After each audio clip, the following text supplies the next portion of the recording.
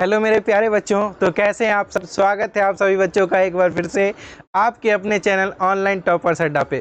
मेरे प्यारे बच्चों, जैसा कि आप सभी को पता है, अभी हिंदी के कविता की सीरीज चल रही है जिसमें मैं आप लोगों के लिए 100 नंबर की तैयारी बेहतरीन तरीके से करवा रहा हूं। तो इस सीरीज को आगे बढ़ाते हुए मैं आज हिंदी के चौथे कविता को लेकर के आया हूं, जिसमें कवि परिचय और कविता का लाइन बाय लाइन अर्थ दिया जाएगा, जिसको आप एक बार अगर देख लेते हैं तो कवि परिचय से संबंधित हो या कविता से संबंधित हो, किसी भी प्रकार के प्रश्न आपके परीक्षा में छूटने वाले नहीं है। यहाँ तक कि मैं कह दूं कि कविता का जो लाइन बाय लाइन अर्थ होगा मेरे प्यारे बच्चों, उससे आपका सब्जेक्ट भी बिल्कुल बेहतरीन तरीके से बनेगा। तो चलिए करते हैं शुरुआत। आज हम लोग जो है नाभा दास के छप के बारे में चर्चा करेंगे, ठीक है। तो देख लें कि क्या क्या चीज़ें आज हमारे यहाँ शामिल की गई हैं, उन चीज़ों को जरा सा देख लें। देखिए, तो यहाँ आपको कवि परिचय दिया जाएगा और उसके बाद मैं संपूर्ण हिंदी अर्थ बताऊंगा, ठीक है। तो सबसे पहले आपको यहाँ पे कवि परिचय दिखाएगा और कवि परिचय में ऐसे चीज़ों को सम्मिलित किया गया है जो एग्जाम के लिए एकदम बेहतरीन है, ठीक है ना। चलिए, उसके बाद मैं लाइन बाय लाइन अर्थ को बताऊंगा, ठीक है। इसके दो देखिए, दो दोहे हैं, एक कबीर जी का है और दूसरा जो है सूरदास जी के। दोनों के पद को नाभा दास जी ने चर्चा में लाया है, ठीक है। उसके बाद यहाँ शब्द निधि है। मैंने बार बार शब्द निधि के बारे में चर्चा आप लोगों से की है कि शब्द निधि से आपका पर्यायवाची क्वेश्चन आता ही आता है, इसीलिए सभी बच्चे शब्द निधि को भी ना बेहतर तरीके से याद रखिएगा, ठीक है।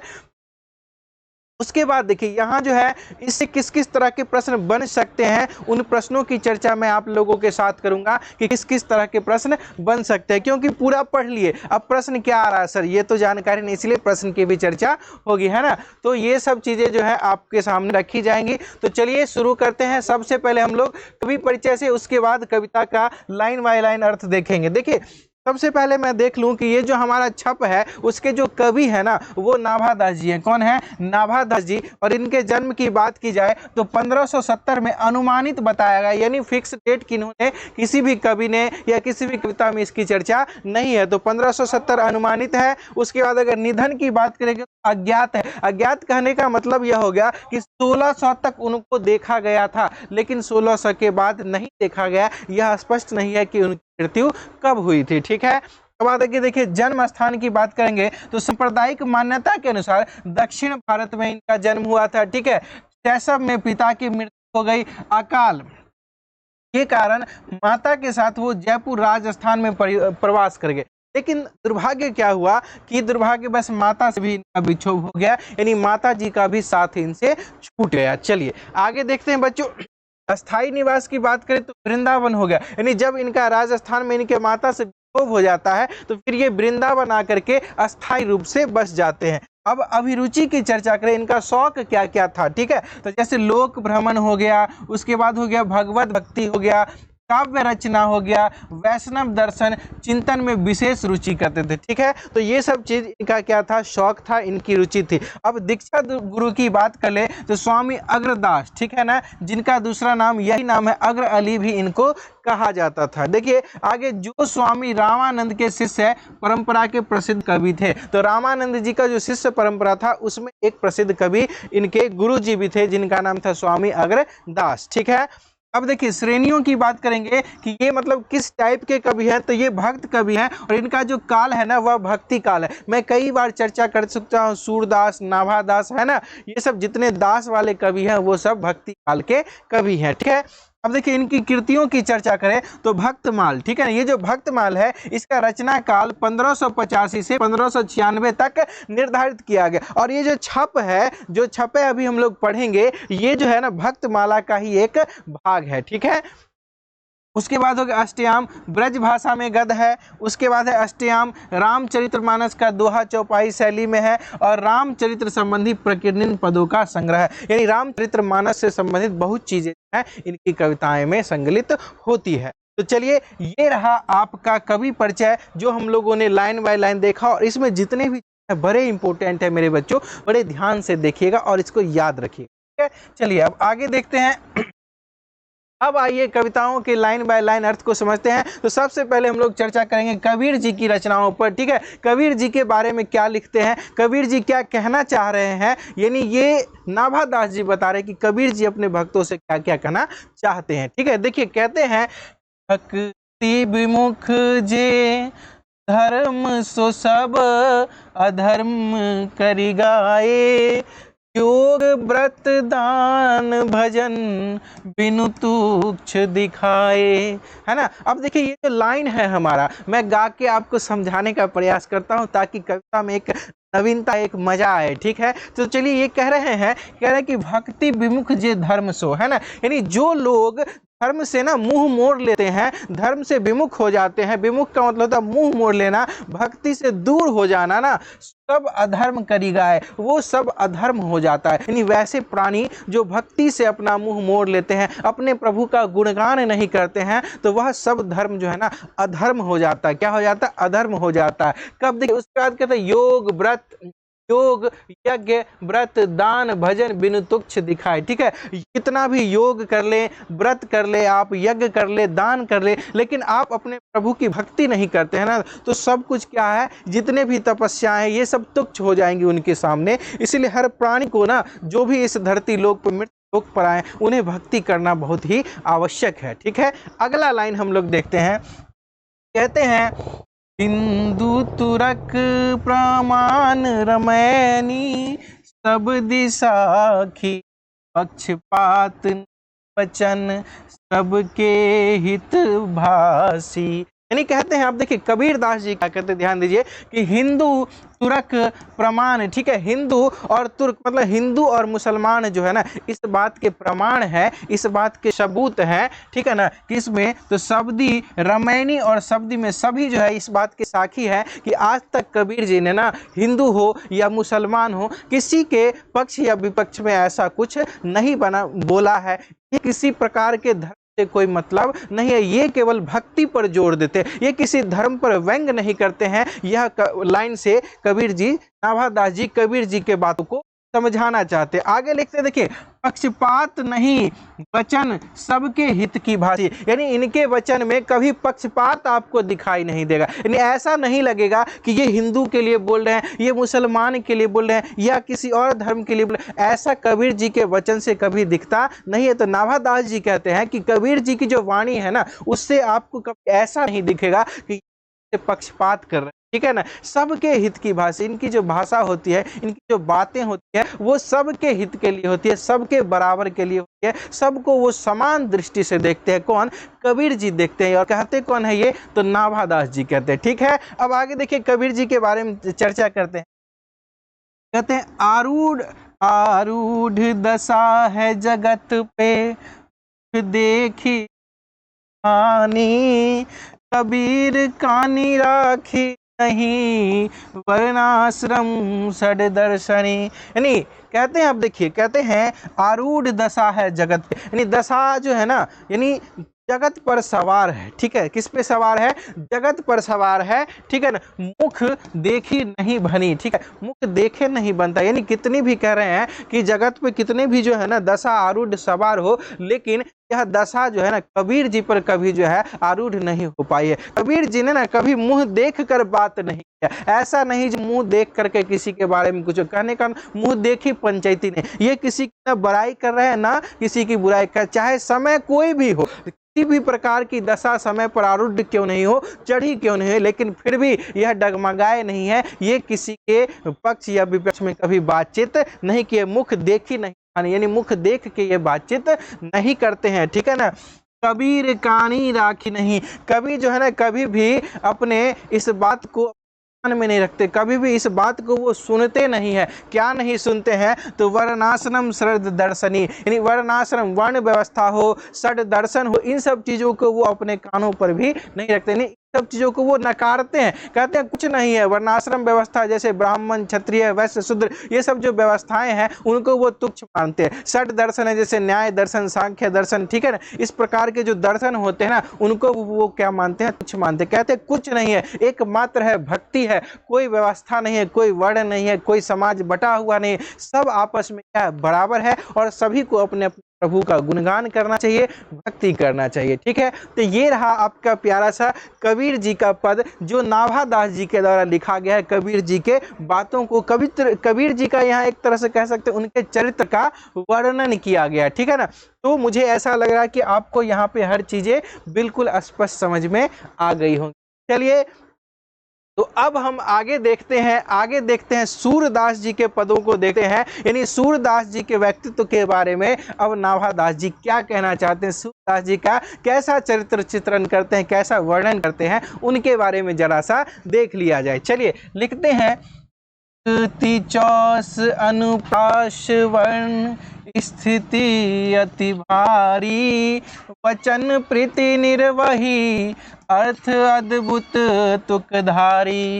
यानी अब देखिए कहते हैं उक्ते इनकी रचनाओं में ना चौस है, मतलब चमत्कार है। क्या है बउआ साहब? चमत्कार। ठीक है, ध्यान रखना, इनकी रचनाओं में क्या है, ऐसा चमत्कार है कि इनके जो वर्ण है ना, इनकी जो खूबसूरती है ना, इनकी जो रचनाओं की खूबसूरती है वो बढ़ जाती है। कहते अस्थिति अति भारी, इनकी रचनाओं में ना एक भारीपन सा आ जाता है, एक वजन सा आ जाता है। जैसे हम नहीं कहते इसके बातों में वजन है, तो वही चीज कभी यहाँ जो है सूरदास की रचनाओं से आता है। कहते हैं कि इनकी रचनाओं में एक चौस होता है, इनकी उक्ति में एक चमत्कार होता है, एक अनुप्रास, एक खूबसूरती होता है, जिसके कारण इनके वर्ण, इनकी रचनाओं में वजन आ जाता है ना। क्या आ जाता है? वजन। इनके बातों का वैल्यू क्या हो जाता है? बढ़ जाता है। ये चीज कहते हैं। आगे कहते हैं वचन प्रीति निर्वही अर्थ अद्भुत तुकधारी। ठीक है ना, यानी वचन से ना इनकी बातों से इतना प्रीति है, इतना लगाव है इनकी रचनाओं में कि ये जो अर्थ होता है, ये अर्थ का निर्वहन करते हैं। क्या करते हैं? निर्वहन, अंत तक करते हैं। यानी जो चीज शुरुआत करते हैं उसके बारे में वो अंत तक लिखते हैं। ऐसा नहीं है कि ऊपर में कुछ और लिख रहे हैं, नीचे में इनके बारे में कुछ और, ऐसा नहीं होता। ये जिस चीज पर लिखते हैं तो उसका अंत करते हैं, यानी के बारे में लास्ट तक संपूर्ण लिखते हैं। ऐसा ये कह रहे हैं अद्भुत तुकधारी, यानी इनकी रचनाओं में एक अलग जो है आपको तुकधारी मिलेगा। तुकधारी मतलब क्या? एक लयबद्ध संरचना आपको मिलेगा। जैसा यहाँ देखिए कहते हैं अति भारी, जैसे भारी यहाँ है, धारी है, भासी है, काशी है, धर है, धर, ये सब तुकधारी होता नहीं, ये लयबद्ध रचना होती है। जैसे संगीत भी लयबद्ध होता है ना, उसी तरह से इनकी रचनाएं भी क्या होती है? लयबद्ध होती है। ठीक है, अब आगे देखिए क्या कहते हैं। आगे कहते हैं प्रतिबिंबित दिव्य दृष्टि हृदय लीला भासी, जन्म कर्म गुण सब ही रसना प्रकाशी। अब कहते हैं यहाँ पे ध्यान देखिए कि सूरदास जी है ना, वो अंधे थे। आप सभी को पता है सूरदास जी क्या थे? अंधे थे। लेकिन कह रहे हैं नाभादास जी कि प्रतिबिंबित दिव्य दृष्टि हृदय हरि लीला भासी, यानी जो है ना ऐसा लग रहा है कि सूरदास जी के पास एक अद्भुत दिव्य दृष्टि है। क्या है? एक अद्भुत दिव्य दृष्टि है, जिससे वो क्या करते हैं कि मतलब उनके हृदय में हरि लीला भासी, यानी उनके हृदय में, उनके मन में हरि जी की जो लीला हो रही है। जैसे सूरदास जी लिखते हैं ना कृष्ण जी के बारे में, जागिए ब्रजराज, है ना, कुमल पुष्प खिले, यानी अंधे हैं सूरदास जी। क्या है? अंधे हैं, फिर भी प्रभु जी की लीला को, प्रभु जी के मतलब कह सकते हैं स्वरूप का वर्णन इस तरीके से करते हैं जैसा लगता है कि उनको सब कुछ क्या है? दिख रहा हो। यही नाभादास जी कहते हैं कि प्रतिबिंबित दिव्य दृष्टि, यानी ऐसा मालूम पड़ रहा है कि उनके पास एक अद्भुत प्रकार की क्या है? दिव्य दृष्टि है अपने हृदय में, जिससे वो हरि जी की लीला को, प्रभु की लीला को क्या करते हैं? देख लेते हैं। क्या कर लेते हैं? देख लेते हैं। ठीक है, अब आगे देखिए जन्म कर्म गुण रूप सब ही रसना प्रकाशी, यानी उनके जन्म के बारे में बता देते हैं, उनके कर्मों के भी बारे में बताते हैं, प्रभु के गुणों के, रूप के, सब चीज के की जो है चर्चा वो करते हैं अपनी रचनाओं में। कौन? सूरदास जी। अब उनको यह आभास एक मतलब एक अजीब सा महसूस हो रहा है कि इनके पास नेत्र नहीं है, फिर भी वो हर चीज की इतनी सटीक मतलब व्याख्या कैसे कर लेते हैं। ऐसा मुझे लग रहा है कि उनके पास एक क्या है? अद्भुत दिव्य दृष्टि है, जिसके कारण वो प्रभु के जन्म के बारे में, कर्म के, गुण के, रूप तक के बारे में लिख देते हैं, है ना। अब आगे देखिए रसना, रसना मतलब होता है उनके जीवहा पर, क्या होता है? जीव पर प्रकाश, यानी ऐसा मालूम पड़ता है कि सब कुछ इनके जीव पर है और उसको वो सब कुछ को प्रकाशित कर रहे हैं, लिखते जा रहे हैं, लिखते जा रहे हैं, एकदम पूरा चारों तरफ जो है इनकी रचनाओं का प्रकाश फैल रहा है, लिख रहे हैं प्रकाशी। ठीक है, प्रकाशी का मतलब क्या होता है? लिखना, उसको व्यक्त करना। ठीक है, तो अब यहाँ पे आपको समझ में आ गया होगा कि नाभादास जी कहते हैं सूरदास जी के हृदय में ना एक ऐसा मतलब कह सकते हैं आप क्या है? दिव्य दृष्टि है, जिससे वो हरि जी के संपूर्ण लीला को देख लेते हैं, उनके जन्म के, उनके कर्म के, उनके गुण के, उनके रूप के, यानी हर चीजों का वर्णन वो आसानी से कर देते हैं।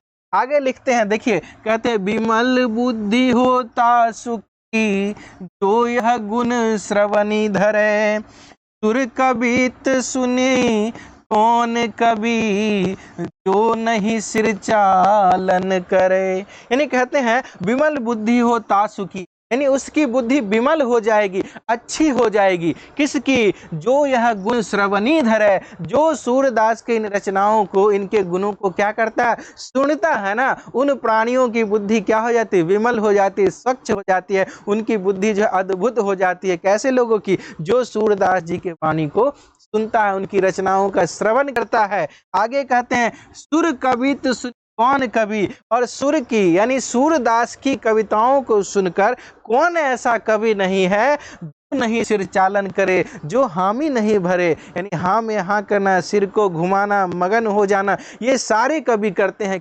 रचनाओं कर। सूरदास जी की रचनाओं को सुनकर हाँ में हाँ भरते हैं। नहीं, सूरदास जी ने लिखा है ना, वो बिल्कुल सत्य है, इसको कहते सिर चालन करना। जैसे हम लोग गर्दन हिलाते हैं, हाँ जी सर, यस सर, समझ गए सर, करते हैं ना, तो यही सिर चालन है कि उनकी रचनाओं को ना सब हाँ में हाँ करता है कि नहीं, सूरदास की जो रचनाएं जी की वो बिल्कुल मार्मिक है, प्रासंगिक है, सही है। ठीक है ना, ये था आपका क्या था? सूरदास जी का था। तो हमने क्या देखा कि जो हमारा छप है उसमें दो कवि हैं हमारे, ठीक है ना, दो कवियों का वर्णन किया गया है। एक आपके कबीर जी थे और दूसरे कौन थे? सूरदास जी। दोनों के चरित्रों को, दोनों के रूप के गुणों का कह सकते हैं वर्णन जो है नाभादास जी ने अपने शब्दों में किया। यही था उनका छप, जो कहाँ से लिया गया था? भक्त माल से लिया गया था। ठीक है, अब आइए देखिए, ये है आपके प्रमुख शब्द निधि, जिसको आप बिल्कुल अपने जो है ना रसना पर रखिए। आप लोग जैसे जिह्वा पर रखिए, कहाँ रखिए? जिह्वा पर, यानी याद रखिए, जो आपके पर्यायवाची के लिए बहुत ही